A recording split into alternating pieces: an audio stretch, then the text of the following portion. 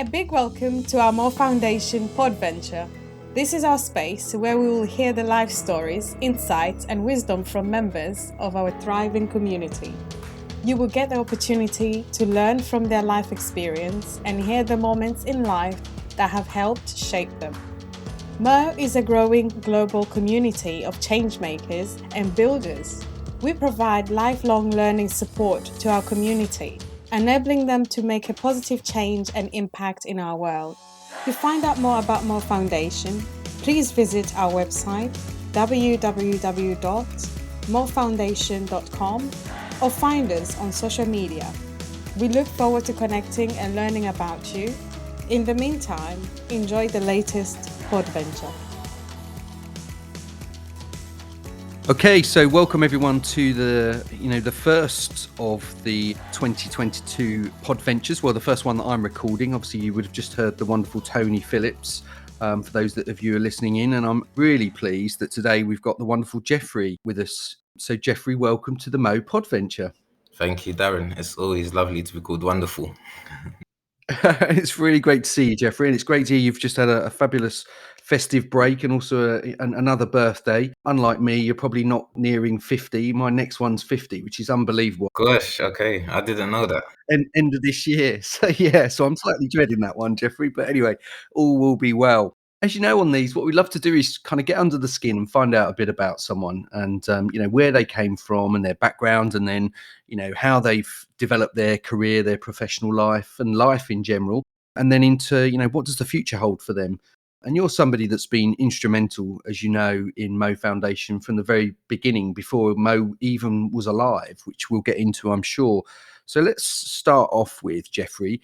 Obviously born and raised in London, but why don't you share some of those early experiences with us? Because I think those would be really interesting when we get into some of the wider conversations about diversity and inclusion and equity and things like that, that I know is something that you're really passionate about. And, you've been a great voice and support to people through the last couple of years that have been tricky for some people and have been quite tricky, in the world. So anyway, let's start with you. So Jeffrey, I know last time that we did this recording, I said to you, where are you from? And you said London. You were just laughing about that. let's go a little bit more beyond London. So tell us about your early life. What was your early life like? And where were you in the world? Yeah, so you're actually partly right, Darren. Born London and initially raised in Ghana. So born in London, East London. And I think when I was 1 year old, my mum sent me to Ghana. Just sort of things going on with her at the time and getting herself on her feet. And then, I was there till I was about 5 years old. And then I came to England. So I would say my first conscious experience of the world was in Ghana. And I feel as though that's something that stuck with me. I remember coming to a different country and a new way of life, but I think the Ghanaian culture is still very much within me. So when people say to me, where are you from? I say I'm Ghanaian, because that's what I really sort of resonate with. And that's where I first learned about the world. One of the things I love about, doing these sort of interviews with people that I've known for a long time, there's always stuff that you just don't know. So I didn't know that. We've never had that conversation that actually you'd spent, the first early part of your life there. So what was that experience like? Let's start there then. Yeah, so I have 3, maximum 4 memories of Ghana. So I was with my grandma and my older cousin at the time, and I went to nursery there. And one of my experiences of nursery was we had to write the numbers 1, 2, and 3 on the board, and it's like everyone would take it in turns. So we would all go up and write 1, then you sit down, then you go up and you write 2, then you sit down. And I actually remember being in a seat, and I don't remember that. I don't necessarily know that I knew what was happening, but I knew what I had to do. So I obviously saw everyone writing 1, then I would do it when it came to me. Then people wrote 2. And basically, if you couldn't write it, you had to put out your hand and the teacher would cane you. So the teacher had a cane in. The teacher had a cane in, I think it was a woman. It was a woman, had a cane in her hand. And you just put out your hand and she'll hit you. And I remember sort of with the number 2, a few people were struggling, so some people got caned. And I remember just feeling so scared going up and actually writing it. I actually remember shaking as I did the sort of first curve, and then I just made a 2, and then I wasn't caned. But when it came to 3, everyone got caned, and all you had to do was literally the same kind of curve twice, but no one could do it. And I don't know, it's probably psychological. Like I just saw all the people who went before me getting caned, and I thought, oh no, this is it. And I went up, tried my best, did the first kind of loop, second loop couldn't do it, and I got my cane. So that's one memory that sticks with me. Another memory that sticks with me, I hope you wouldn't see it now, but when I was younger, I had a very big head. And for some reason, my grandma's landing had some railings, and I managed to put my head in, but I couldn't get it out. And I remember, I remember being there for a while, crying and just panicking that my life was over. And I think they had to like get something to bend the railings. So that's my second memory.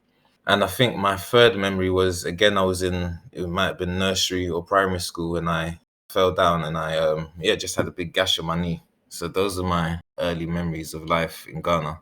Yeah, and I think you just said earlier, just before we came, onto the recording, I think it was a 5, wasn't it? You were saying you transitioned back to the UK. But before we get to that, I mean, because to say I'm intrigued with this now because I didn't know that part of your life story, which is incredible. So do you still have close links? Obviously, you've still got family in Ghana, but do you go back there, and do you go back to the country at all? Have you been back? So the last time I went back was 2006. And when I went back, there were quite a few, myself and a few friends. So I went out with my family, and a few of my friends who were also from Ghana went out with their family. And one of my friends had a bit of a negative experience there, which really impacted me.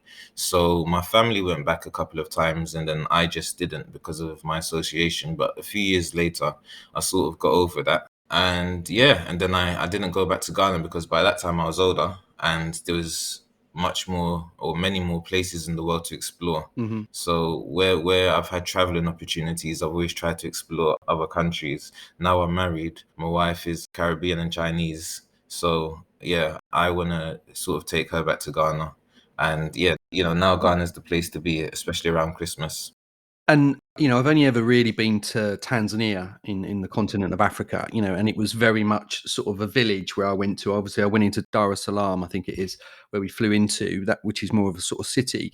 Were you in like a city, or were you in a village environment? Can you remember that far back? Yeah, it would have been the city. I was in Accra at the time. Yeah. And the reason I was asking that question, because then you went from Ghana and you shipped over to East London. To East London. Yeah. So I mean, I know it was a long, long time ago and you're only tiny, but can you sort of remember those first steps back into the UK? Yeah, I remember one memory that sticks out to me is I saw white people. Yeah. And that was different. So, I can't remember if I'd seen white people before or not, but I just remember coming to England and seeing a stark difference in the population, and yeah, seeing lots of white people, and it's like, wow, what's this? It's a whole new world. And I also remember I was quite young, so I didn't necessarily understand the moves and the transitions. So I didn't know that I wasn't living with my mum. So I came and then I met my mum, and she was just a woman. And then I think after, some people brought me over, then she took me home. And then, yeah, somehow it clicked that, oh, this is your mum. But it would have been time later. So, yeah, I was just too young to be aware of what was going on. Absolutely. Yeah. I mean, I can't imagine. Sort of, I had a different experience to you because I grew up in a sort of very village focused place in Kent, and there were only a few families from different ethnic backgrounds. So it was, I had the other. I was surrounded by white kids, and then there were kids of color and kids from different, Asia and all sorts of different places as I got into senior school. So I know what that experience is like when you start seeing people that are different to you, because I grew up in a tiny village, so it must have been really interesting to sort of go from being there and then bang, you're in London. And yeah, I mean, it's more cosmopolitan than most places in the whole of the UK. But yeah, that must have been a very strange experience. Hmm. So what were your early school years like then? Oh, early school years. I think I just got by. I think when you get into the juniors and you get into year three, that's where I really remember it from. And I remember because I had a special teacher called Miss Langford. I'm not sure if he was quite year three or year four, but I just remember him having a huge impact on my life, and him being the reason why I enjoyed school and I engaged in school. So I think essentially before that, I was just in school and would talk and get in little bits of trouble, etc. I wouldn't say I was a naughty kid, especially as I'd get in a lot of trouble when I got home, but I did get in some trouble at school in primary school. And yeah, Mr. Langford changed all of that. our connection first started from football. So I was a very gifted football player at the time, and he was the football coach. And I think that's just really how we built our bond. And I'm not sure this would be permissible nowadays, but it was a Catholic school as well. So when you were in year three, you could be an altar server, and that's something I did on the Sundays. And Mr. Langford used to play the organ, so I would go to the church on the Sunday early because he was playing the organ. He would be there, and I remember one day, and this is the kind of Ghanaian and English mix and divide. One day he was talking about an English breakfast, and he said, I'll take you for an English breakfast. And I thought, okay, but I have breakfast at home every day. And then, yeah, he said, let's say next Sunday we're going to go for an English breakfast. So I went with him. Then we went to a cafe, which was strange for me. And then the English breakfast came, and it was like chips, beans, sausages, and and I was like, I thought we're gonna have breakfast. This is lunch, you know. He's like, this is English breakfast. I was like, what? English people have like chips and stuff for breakfast.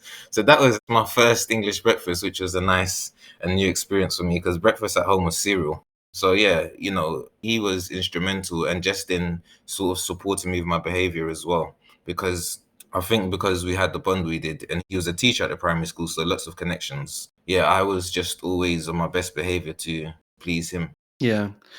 And I know from sort of various different conversations we've had, but also your movement conference talk Mm, that you did for us a couple of years ago now, like the road to Damascus, there's a pathway, isn't there? There's I take this route or I take this route. And I think at certain points in your life, there's been those forks in the road, haven't there? And yeah. by the sounds of it, you've found the better path or the right path for you. What was that like? What was it like growing up in an environment where, you could see people that were going down a path that would lead them into a certain direction, which I know has been instrumental in shaping the way you want to support people in prison, which you've Mm. done incredible work in. So what was some of your experiences that you want to share where you kind of got to that fork in your own life and you went, actually, I'm going to make this decision rather than this decision? Yeah. So, what I should say is, I was on my best behavior at school to please Mr. Langford, but outside of school, even in primary school, I had negative experiences. And I think it was just really the environment I grew up in and the people I was around and associated with. So the older people I was involved in, the older people in my area were just involved in things sort of like petty crime, and that's really how my upbringing started. And it's a mixture of lots of things. you know um Growing up, you hear particular narratives at home, at least I did, and one of them was, I haven't got money, haven't got money. That's what my mum would say. And I don't know if that was literal or not. A lot of people who grew up sort of in my circumstances felt the same, but obviously that registered to my mum hasn't got money. And similarly, some of my friends, so where we would go outside just to play, some of the kids might have money to go to the shop. We didn't have money. So what do we do if we need something from the shop? We steal it. Hmm. So it just started with things like that. I had another friend called Jeffrey at the time, and we were two of the youngest amongst a group of older people. So we were in primary school, some of them were in secondary school. And I suppose we were like the two younger brothers or the two youngers, and we were sort of competing for status. So we would dare each other to do stuff which would essentially involve crime or fighting or robbery, stuff like that. And whoever was boldest and could do the biggest or the worst thing would get more props. And that continued as I got older. I suppose, fell into that lifestyle more, and wanting to live a particular type of lifestyle or have things such as materials, trainers and clothes. Just needed to really find ways to make money. And sometimes stealing wasn't always possible to maybe get some of the stuff. Like, I actually needed physical cash, so I had to then find creative ways of making money. Yeah, no, absolutely. And I remember one of the things, we've recorded this a few times, this podcast, to get it right. And I remember one of the stories you shared last time that I wanted to bring again was the moment when I think you saw the back of a bus and it talked about the bus drivers, how much they earned. Do you want to share that story again? Because it really struck me. Yeah, so that's really moving on in my life. And I more or less continued on that trajectory. And what happened is I was born in East London and raised in East London when I came back from Ghana, and shortly after moved to South London. Then I'd moved back to East London. And why that's relevant is that gave me breaks in my life. So, as I say, from primary school, I was associating with some people who were leading me down a particular path. Unfortunately, I moved to East London. So, it was just too much to associate with them in South London. And essentially, some of them got deported because they weren't originally from here. Some are doing life in prison, and some are in and out of prison. But that group, nobody's doing well. So I really see that as a saving grace for me. But then I find myself in East London, and in some ways living a similar type of life. But I got to university is where I'm going with this. And as I got to university, I was the only one of my friends who was at university. So then university became a very lonely place for me, and a mixture of emotions. But I just thought, this life isn't for me. The legitimate life isn't for me. University life isn't for me. Professional life isn't for me, because those whom I've grown up with aren't here. And, the people who are here, I don't feel as though we gel or we connect. So I was going to drop out of university, and I had sort of decided, and, I'm speaking about it calm now, but at the time it was quite an emotional time for me. So there was lots of anger and emotions and just about life and some of the things that happened in my life up until that point. So I decided that I'm just going to pack it all in, and I'm just going to go into a life of crime. And, whatever happens, happens. Perhaps I might go to prison, perhaps I might die, but just whatever, I don't care anymore. And in that process, I also saw a bus go past, a London red bus, and it said bus drivers get 24K a year. And I thought, oh my goodness, like, that's potentially my lucky break. I never saw myself earning anywhere near 24K a year, because how I had grown up and some of the people around me, all the adults and people's parents, worked by the hour. I didn't do the maths, but you probably have to work quite a number of hours to be able to earn a salary of 24K. And I thought, if I could just get my driver's license and drive a bus, I could earn 24K. And at that time, I was at university, I thought that would be it. That's more than I ever imagined I could get. And then I was still resigned to just the life I said I was going to choose. So I thought, if I work full time, then I can do some other stuff on the side and maybe even have more money than 24K a year. And my goal was never to be rich. It was just to have what I saw as a normal life. So I wanted to be able to go on a holiday and, do regular things, go to restaurants and stuff, things that I didn't necessarily feel as though I'd be able to do, just because of how I kind of saw myself and my upbringing and circumstances. Yeah, no, absolutely. And I know that at university, there was another group of people that really were formative for you, weren't they? And that was the church. So how did that come about, Jeffrey? Yeah, there's so many versions of that story. Not versions, but so many directions I can take it. But it was, again, at that same time. And essentially what happened is there were two key periods at university. The first term, when I was going to drop out, and I had the thoughts and experiences I just described to you. And what was happening at the same time is I was meeting people. Now, the way I was meeting people is I lived in a block of flats at university on campus, and my room was just on the ground floor. And I knew quite a few people at university. So I wouldn't say I had friends as such, because I didn't feel as though I could call these people and hang out with them. But I suppose part of my personality is I had a lot of acquaintances and I knew people. And all of a sudden, around this time, whenever someone would, let's say, come to my flat to see someone else, they might just shout at me and, come into my room and we'll talk for a little bit. And this happened with probably about 4 to 5 different groups of people.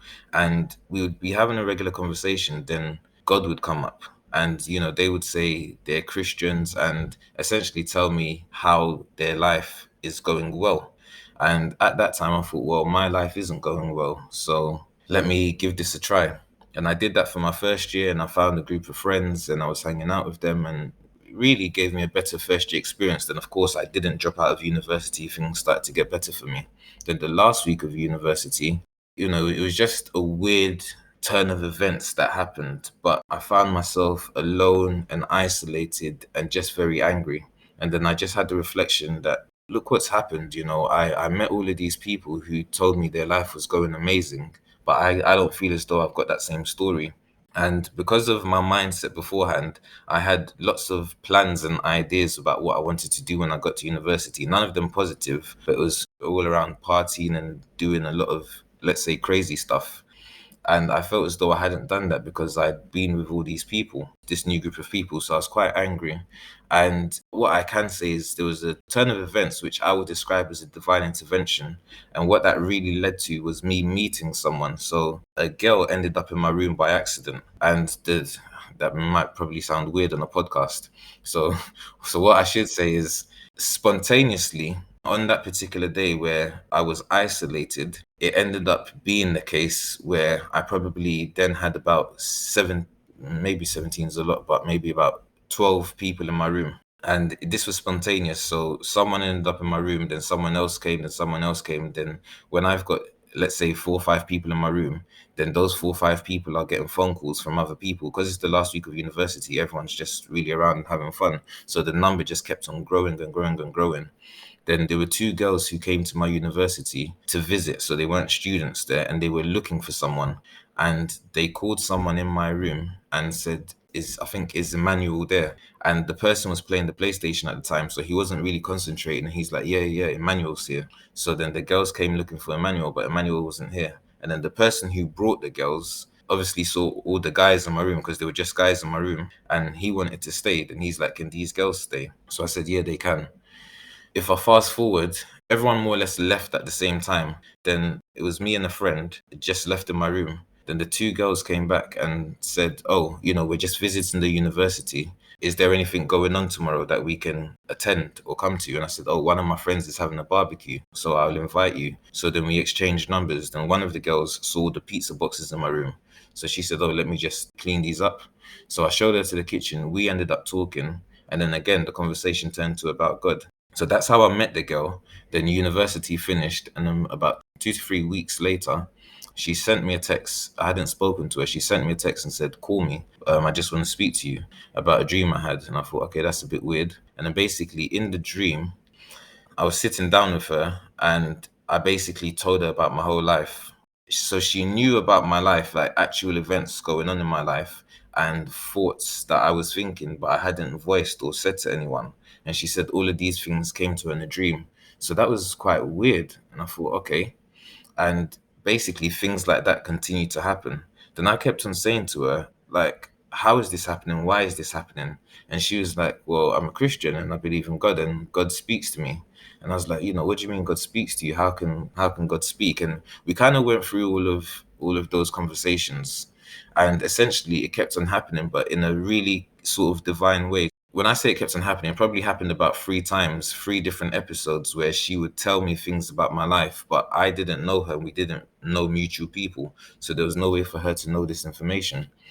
Then on one particular occasion, because of the things that had been happening, I was starting to take it a little bit seriously. And I thought, okay, let me read the Bible and let me pray. So I read the Bible, and then I thought, I'm going to pray. And then in the prayer, I asked God the question, and I wanted an answer. And for some reason, I was sitting down at a desk and my head was just down on the desk as I was praying. So as soon as I said amen, I lifted up my head, and then she called me, like just at that moment. So then I picked up the phone and she said, where's your Bible? And I said, oh, it's right in front of me. I actually just finished reading it and praying.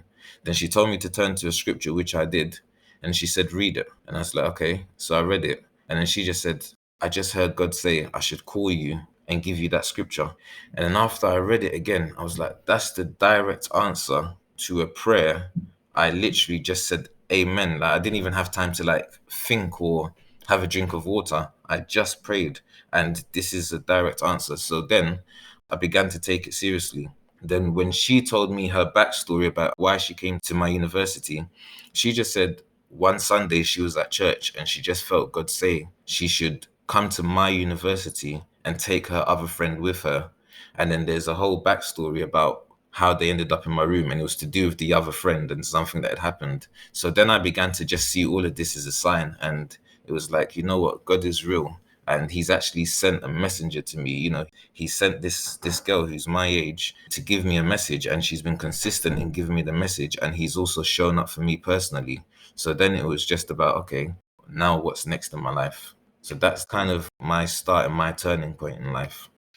Yeah, absolutely. And it must have, when you sort of listen to the backstory and sort of your psychology and mindset at that point, the sort of fear that was running the show and the anger and angst and the, generally pissed off with how life was, it must have been really, wholesome and wonderful to actually find something that kind of resonated for you, and it felt like there was some sort of loving sense out there, that would support you. That must have been So I know it's become so instrumental in your life. That's why Yeah. I wanted to kind of talk about it, because you're so open about it, which is wonderful. Talk about your faith and your spirituality. So that must have been huge for you at that moment in your life. Yeah, I can't understate it. I've just explained it quickly because it's a podcast, and sometimes when I've explained the story, I speak forever, just telling people the ins and outs, and I didn't want to do that on this podcast. But I cannot describe how much it meant for me at the time, and it's almost like a divine intervention. It's like I was at a certain point in my life where I was gonna give up, and I was serious about it, 100% serious. And then all of a sudden, my world is changing in a very instrumental way, as in the different times she came to me and she gave me direct messages. They were all pertinent times, as in it was at the right time. And for me, there's no explanation. There's no other way it could have happened apart from God. It's like actually someone's eyes are really, really upon me. And someone's calling me and saying, actually, you got a purpose. So one of the things about, let's say, people in the ministry, people in the Christian ministry, is they say they got a calling from God. So, they didn't just wake up and say, I'm going to lead a church, for example. They feel called from God. And I've spoken to various people in various ministries who've described their calling for me. And that's what I can say. I had my divine intervention and my calling. And that's what led me into my current career path. That's what led me into coaching and where I am now. And that's essentially why I take my life so seriously, because I see it's a calling from God, and I know that I was going down the wrong path. Like I had made my decision. Mm. Yeah, no, incredible. And sort of to bring it sort of into the right timescale, you and I met 2009-10, didn't we? Yeah.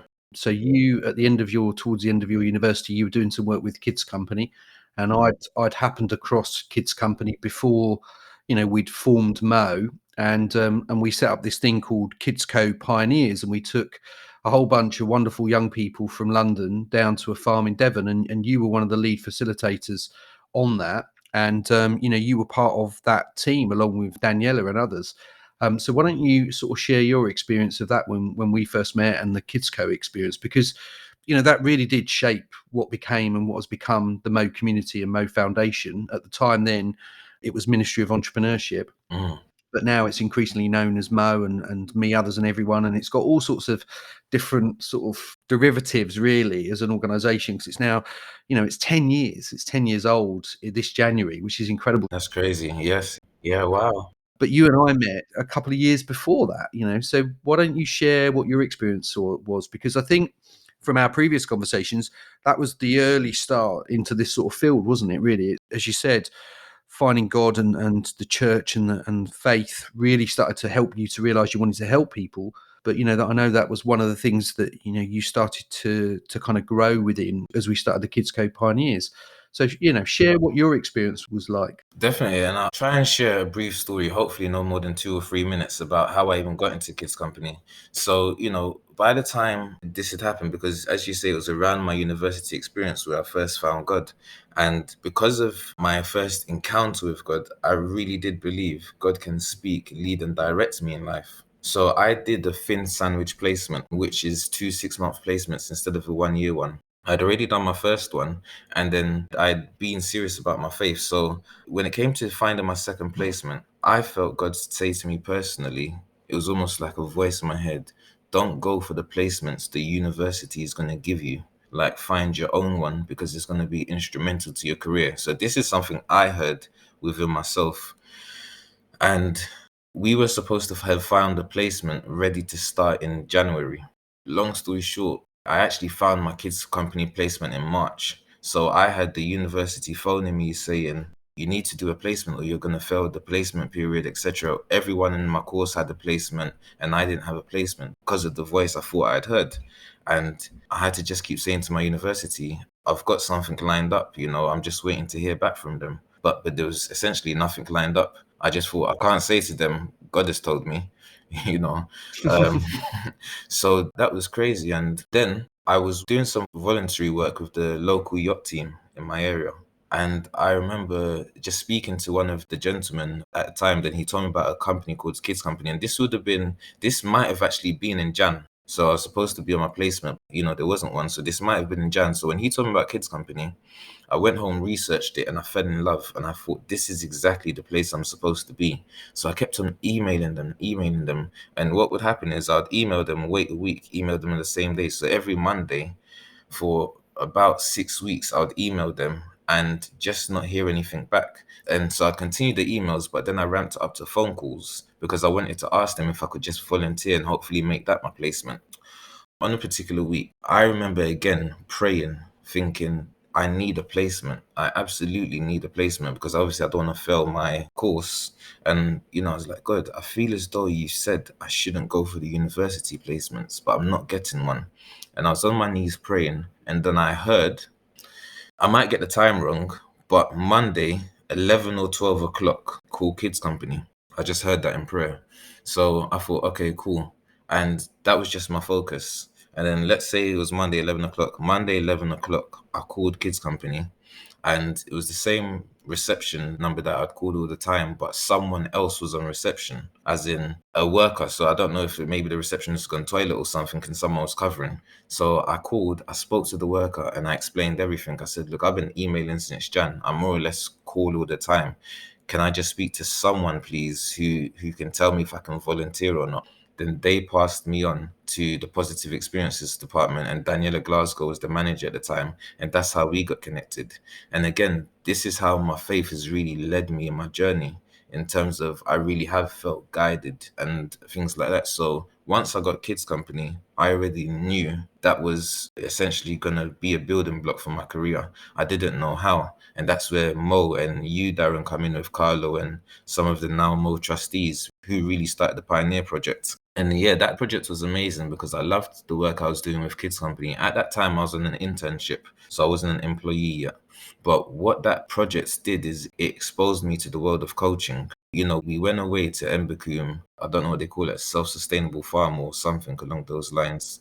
And that was just an amazing experience. I'm not necessarily an outdoorsy person, but that was just a different outdoorsy experience. And it wasn't so much about being outdoor, but around the exercises and the teamwork and the self-awareness, how much we really learned about ourselves. And that was just a huge turning point for myself. I went along as a peer mentor, but I benefited as much as all the young people did. So that was just a great experience. And something that came out of that is we were all allocated a coach as well, which was great for me. But before we went to Embakum, Daniela gave me my first ever coaching session.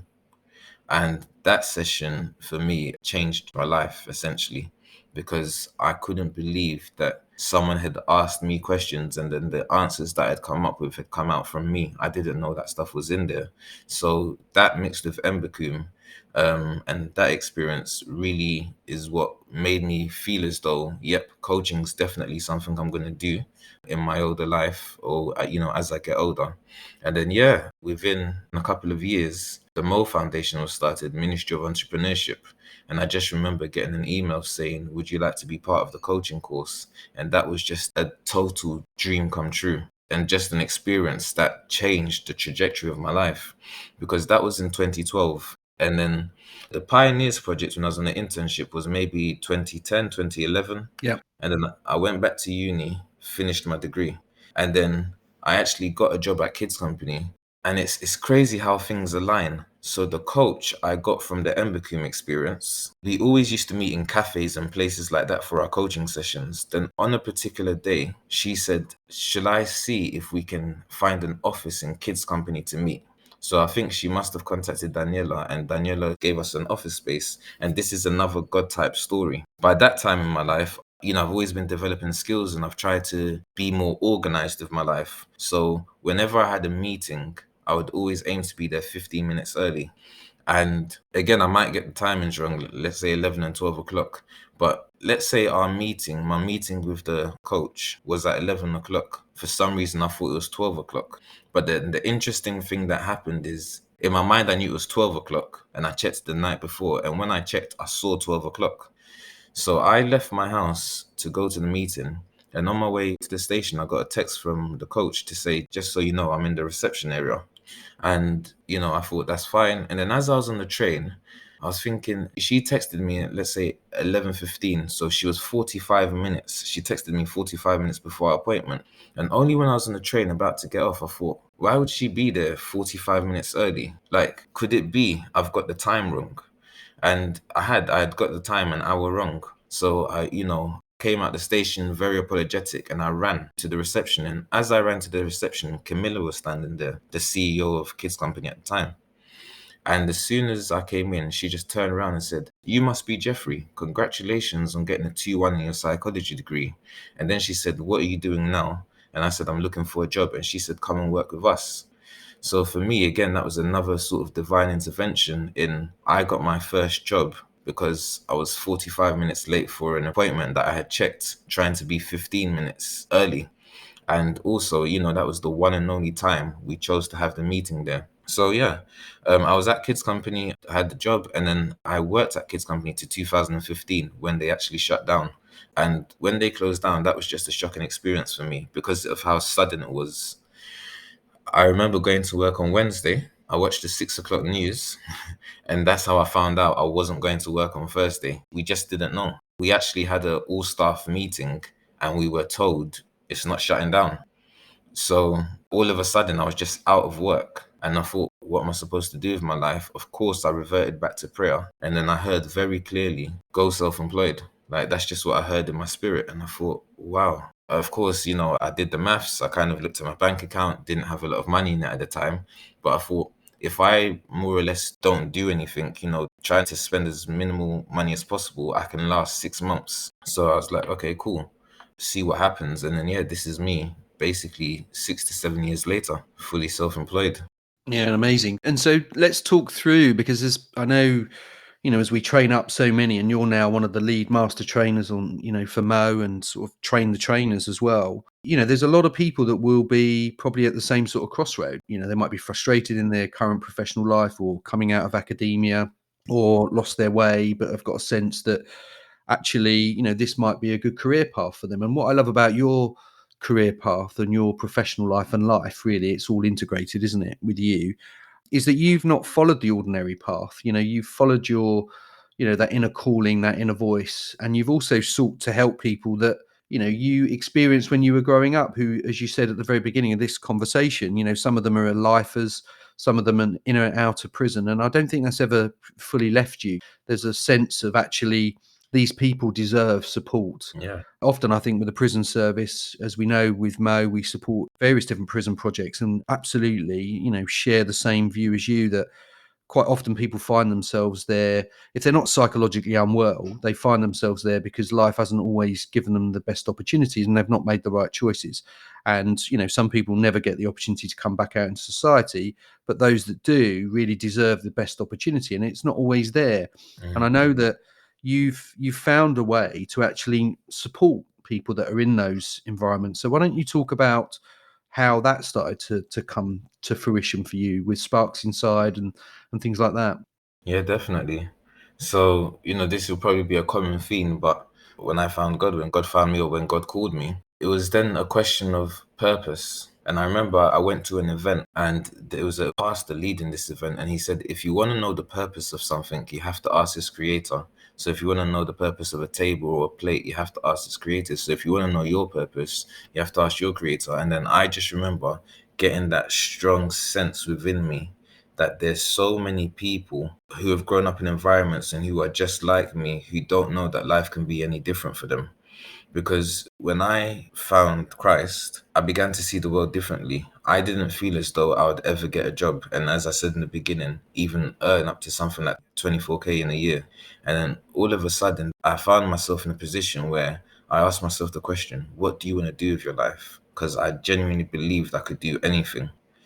And then that's when I got the sense, actually, you need to help, because there are a lot of people whom I've grown up with, and you only see the outcome of things that have happened. But inside, they are really good people. Inside, they are just lost. They just don't know. They don't know that life's supposed to be another way. And I can really resonate with that. I had the belief system that everyone's been dealt cards in life, so you have to do the best of your hand. And I can't say where I got that from, apart from imagine believing that some options are just not available to you. And I thought I need to tell people that options are available to them.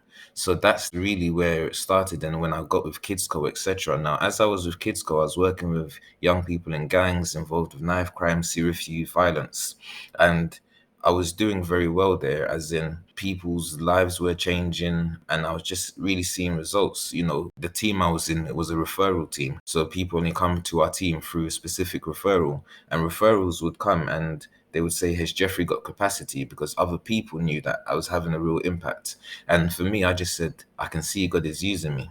Then the thought came, there just needs to be more. Not there needs to be more, but I felt as though there was more. I felt as though there was a higher calling.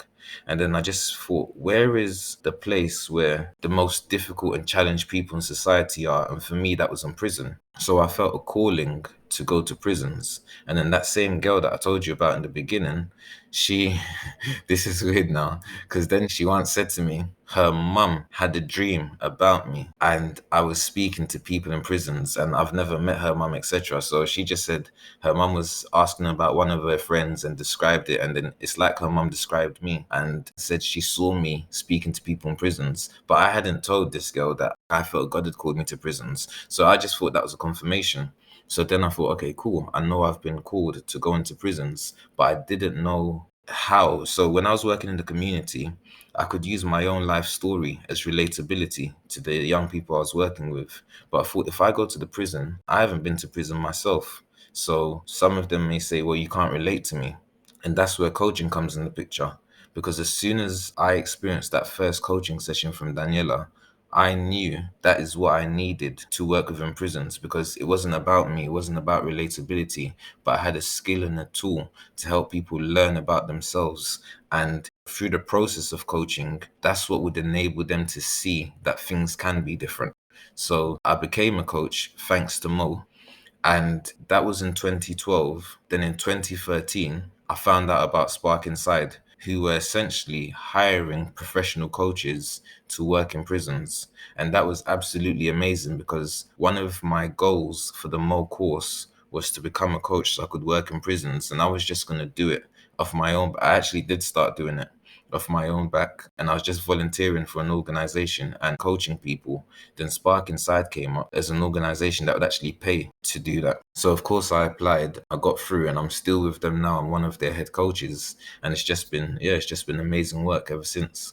Amazing. And I think the self-employed entrepreneurial journey, I think it's important to share because it's not without its challenges, is it? I mean, the thing about you, Jeffrey, that there's lots of things I admire about you, but your work ethic, you know, you hustle, you work at it. You've done so many different things to kind of put bread on the table and to make sure that your life is sustainable from a financial perspective. So, you know, Spark Inside was one of those, but I know you've worked in a referral system as well, which is, you know, when people come out of prison, Yeah. you know, they go into that. You've worked in there as well. You know, so you've tried and done lots of different things. So what are some of those experiences? Because I think it's interesting for people to hear about that, because it's not a straight path. It's not like I'm here and I want to go here. Yeah. It's like it's a kind of a jagged path. Yeah. Imagine a mountain range. It's ups and downs, isn't it? And I think it's important to kind of share some of those ups and downs and some of those challenges. But the thing about you is you've always been willing just to get on with it, haven't you? You've not sat back on your laurels. I think you've really gone and worked. That's the thing, Darren. And, you know, it's actually probably difficult for me to speak about some of the challenges because for me, there was no other option. So, what I mean by that is I felt a strong calling to do particular work, like a calling from God. So, that was going to happen irrespective. I just needed to know how it was going to happen. And then at the same time, I wanted to be able to live life. So, what that essentially meant is when Kids Company closed down, like I said, I heard God say to me, go self-employed. And for 6 months, I was sustainable and I found work. And it was the most interesting 6 months, probably not the most interesting, but it was a very interesting 6 months of my life because I did absolutely nothing in the sense where I didn't have a website. I didn't know about networking and business. I didn't reach out to anyone, but I just was offered work, like self-employed work, training and coaching for a period of 6 months. And I thought, God's literally provided me with opportunities. But then I also thought, can I live like this? Surely I'm supposed to do something. So what I did is I looked for work which aligned to where I felt I'd been called. And then that's what you mentioned in terms of the approved premises. Mm-hmm. And I didn't know this at the time, but I initially applied for a 0-hour contract. It's because they're 24-hour hostels essentially. And for anyone who doesn't know, an approved premises is a hostel for high risk offenders. So there's people who have been in prison for a long time, or they're deemed a risk to the public. So there's a transition period between prison and the community, and that's called an approved premises, where they're no longer in prison. They come out into the community, but they're in a 24-hour hostel. What that means is it's monitored by staff for 24 hours, and they're there for a period of time where they can still go out into the community. But for example, they've got curfews, they're drug tested, they're also supported to go on their feet. So essentially, they don't just reoffend. And I applied for a 0-hour contract, which basically means I would cover shifts. And that was a really good job because they really needed a lot of cover. So that was helping me on the side whilst I did what I felt I'd been, sort of led by God to be self-employed. And then a position came up.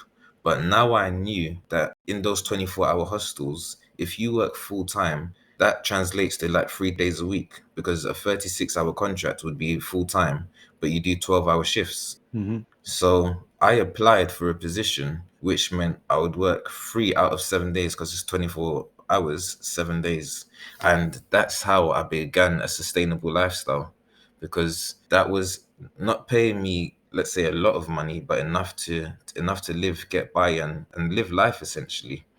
And that enabled me to build my business and my coaching and my training business on the side and really get the experience. And I just really built it from there. Yeah.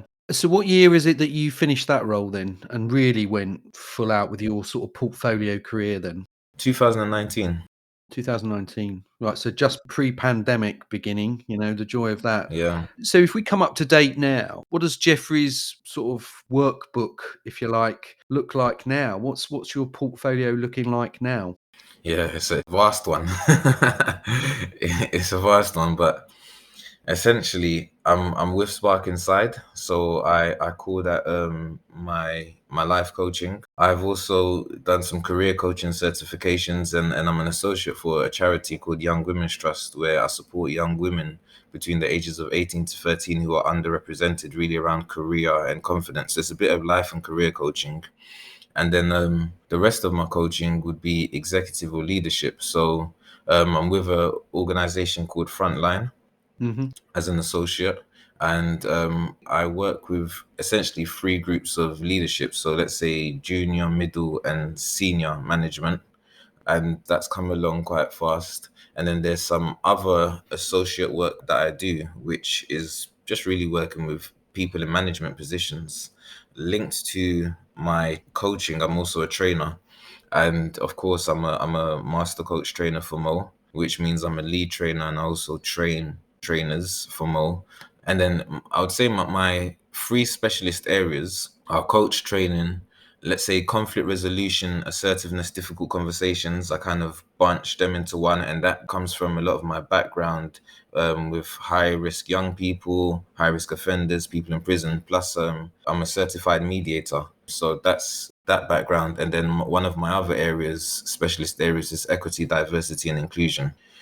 And yeah, so those are sort of the high levels, and then it branches out even further than that. Yeah, I mean, it's amazing to watch you sort of navigate and actually be called forth, really. People see you as a leader in the market and somebody that's, really representing, diversity and difference, which is, I think, is so essential.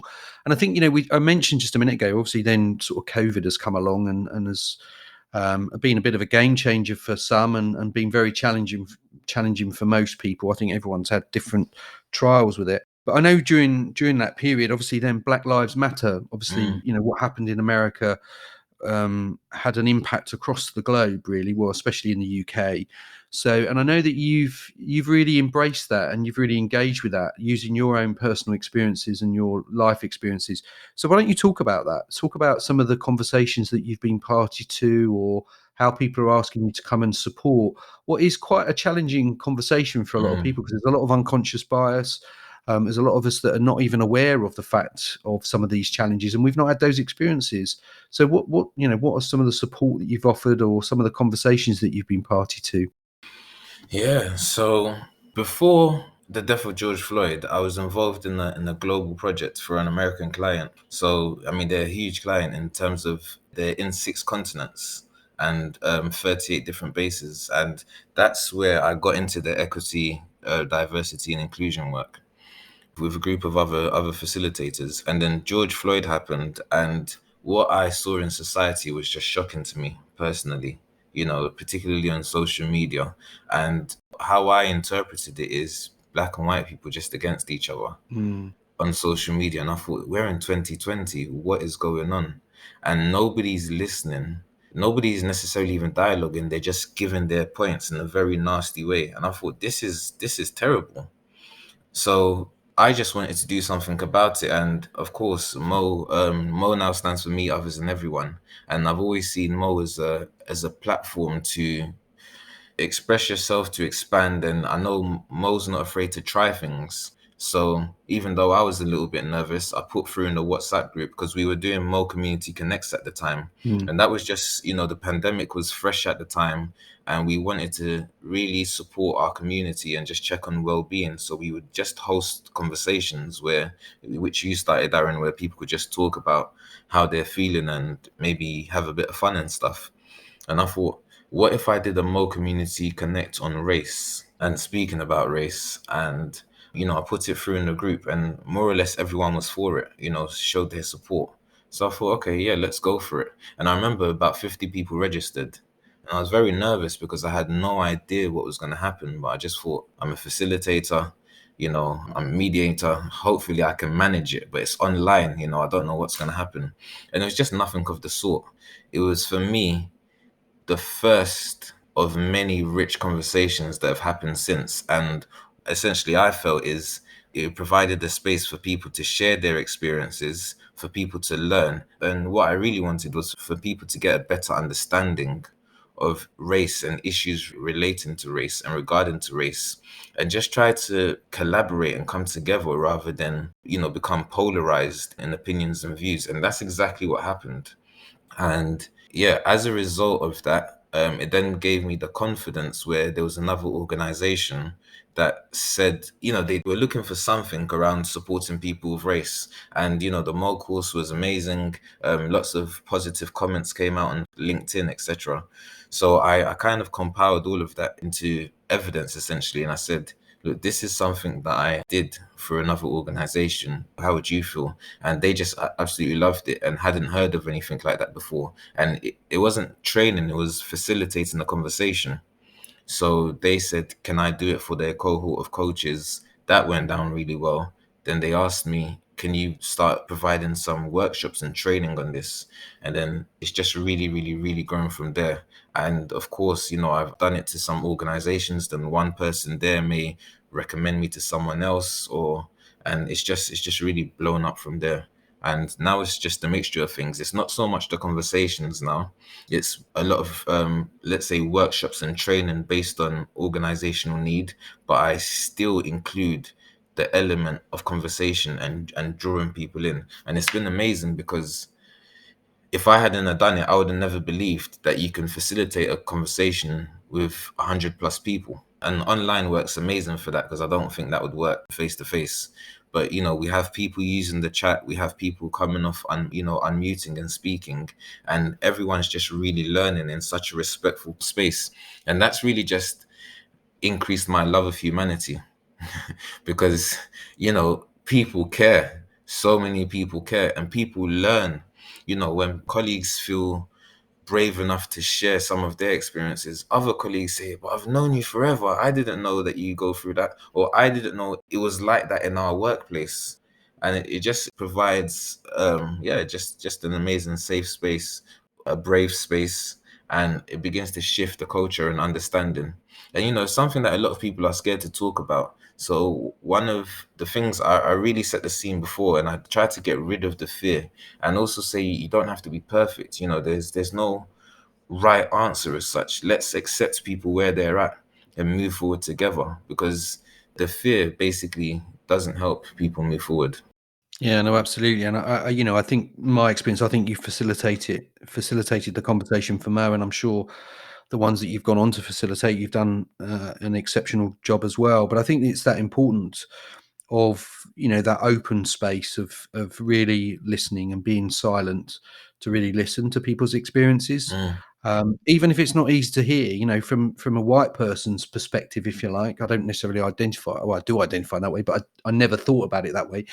I've always looked at life as we're human beings. mm, Colorblind in that sense, and hopefully that's manifested in a positive sense through Mo, with the ridiculous diversity that we've got and that inclusiveness that we've got, within Mo Foundation, and but that importance for silence and listening and to hear people's experiences in a really deeply respectful and loving way, I think is a really essential part of that. And do you see, are you seeing that shift? Obviously, with what happened with George Floyd, which was terrible, it was awful. But it's not just George Floyd, as we know, it happens yeah, very yeah, often yeah. in the US, and even in the UK. We know, there's those challenges. But are you seeing it shift? Not in society, if you want, but also in corporations that you're starting to work in now. Are you seeing that there's more openness now and really listening to understand? My answer is 100% is shifting. 100% is shifting. When I speak to the people who commission the work, you hear their heart in a way that you may not have heard before. You hear that they really care and they're passionate. I've been involved in focus groups, and organizations are putting their money where their mouth is. They're investing in it. They're investing in budgets for training and particular programs, and reverse mentoring. Just organizations, 100% there's a shift. I think, for any listeners, one of the things I would say is it's about a cultural shift, and culture takes time to set. So the shift in culture will also take time. It's not that these interventions are happening and it's going to be different tomorrow. It just cannot work that way. It doesn't work that way. But compare last year to this year and this year to next year, and I think people will be able to say, I've seen notable changes. And then if you look in 5 years' time, yeah, of course there'll be shifts. And things take time, but I've been very happy in the spaces I've been in. Of course, I haven't been in every space. And in some of the focus groups I've been in, I've been aware of organizations trying to make a shift, and then they're kind of evaluating it and not necessarily pleased with the results they're getting, but they don't stop. They still continue. And that's why it's just worth knowing that actually it takes time, but the interventions are what are happening, what is happening now. And that's what's most important. Mhm. And then sort of taking a step back and sort of looking, it's the beginning of 2022. It's January when we're recording this.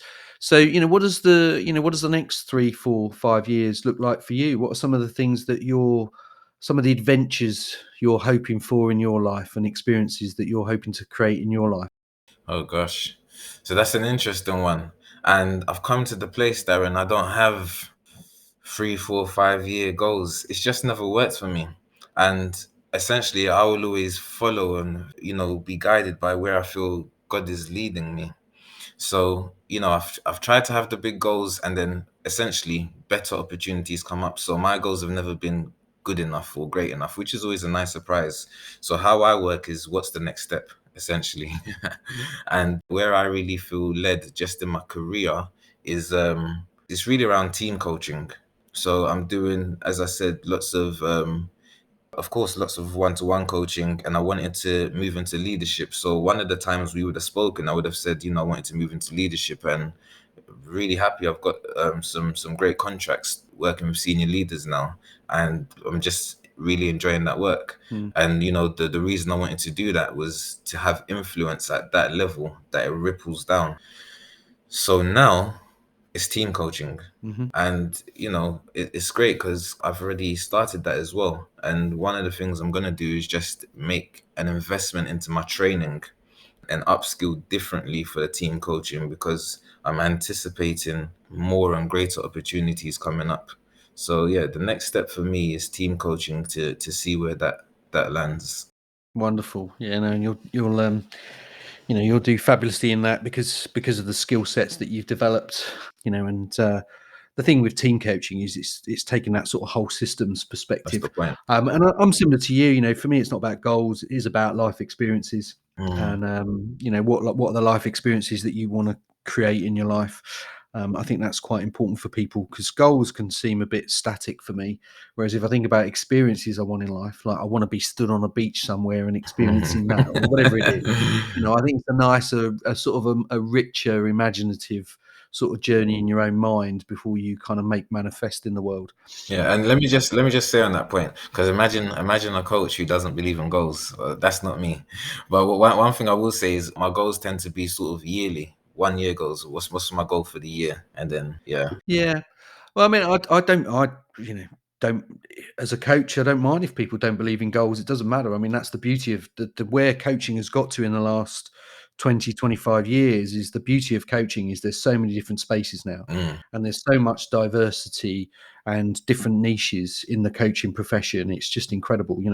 It blows my mind watching how various different people use the kind of core philosophy, if you like, of coaching and the core skills to then manifest all sorts of different ways to bring that to mm, life and create yeah. rich experiences for people, and enriching conversation. So, yeah, no, I'm not certainly a zealot that believes that you have to be goal focused as a coach. Certainly not. Even though we use the grow model, I think there's various different ways to kind of approach it. The thing is about you, Jeffrey, is you talk about that inner voice and that God's voice.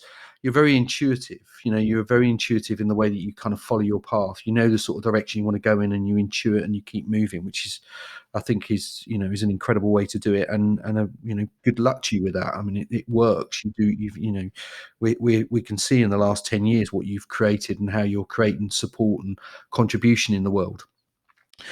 Before we close it, I mean, because at the very beginning, I said, you've been an instrumental and are an instrumental part of the Mo journey and the Mo experience. So, for me, Mo is it's the work of lots of different people, the trustees, the community, the Mo HQ team that you're part of. The beauty of Mo is that it's not down to one person Mm. or one set of individuals. It really is a community.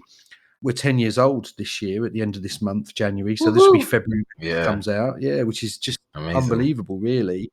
What are some of your hopes, dreams, wishes for the Mo community? Or what are some of the messages you'd like to share with them? Yeah.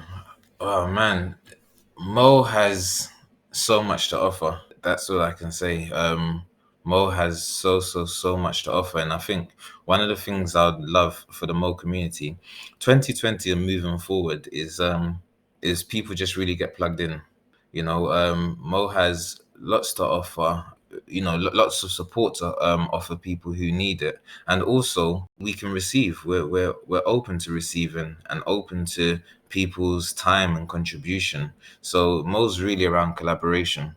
And yeah, I've been a huge beneficiary of Mo, just being a part of the community, and my work as a growth director and some of the projects I've been involved in.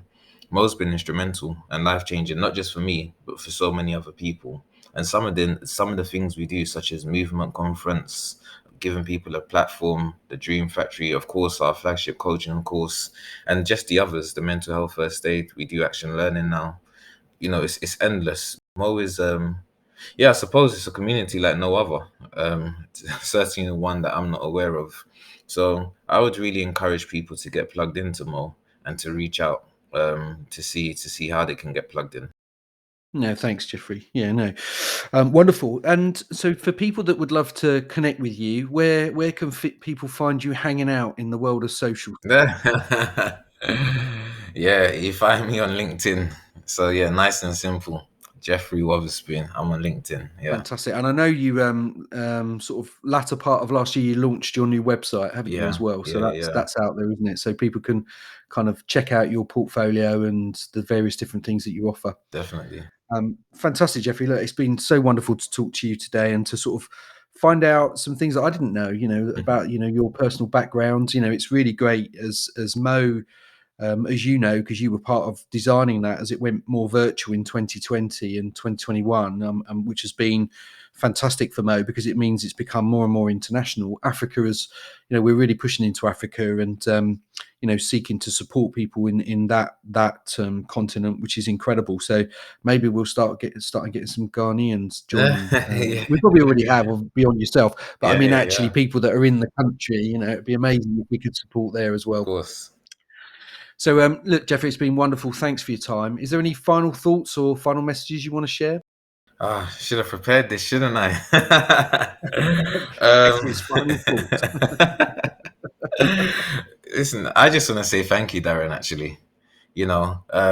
This is a thought that's popped into my head. I remember shortly after the MOE course, when I didn't, have a network, didn't really understand the concepts of networking. You were my first network. And, someone I say was like my first mentor. And I remember we went to a place in London Bridge and we did a vision board. And yeah, I didn't even know what a vision board was at the time and stuff like that. But I remember just speaking to so many of my friends saying, yeah, I just did a vision board, and my future is going to be bright. But yeah, so yeah, I just want to say thank you, Darren, for all the support thus far. Yeah, well, likewise, Jeffrey. I mean, I love working with you and love co-creating this community with you and all the other people that are part of it. That's the thing that we're all very proud of. And hopefully at some point we'll get to celebrate together. I don't think that's going to be in January, but we'll wait until this latest COVID phase passes, and maybe in the summer or maybe at the Movement Conference, which we're hoping to put on in 2022, we'll get to actually maybe have a beer and just celebrate the last 10 years. But Jeffrey, thanks very much for your time today. I really appreciate it. It's been wonderful to hear more about your life story and to kind of some of the gifts and insights that you've developed over the last 10 years or so. Thank you, Darren. Appreciate it.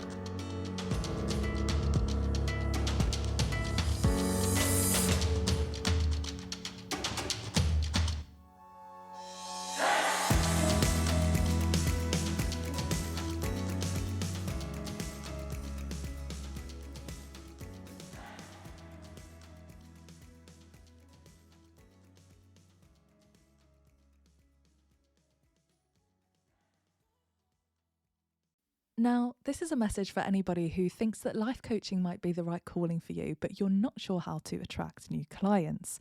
So on the 17th of April, we will be having our next Mo Digital Academy. Keely Vuong White, the founder of Kia Ora Coaching, is going to be talking to us about how to attract clients as a new life coach, a 90-minute long introduction to marketing. Now, she's had a fantastic life and has spent 15 years in international corporate marketing and has also learned a thing or two about setting up a business. And she's also done her coaching with the MOE Foundation. So she's going to be running a fantastic workshop. We hope to see you there. If you're interested and you'd like to register, then please find more information on our website. That's mofoundation.com/calendar. Thanks so much, and we will see you there.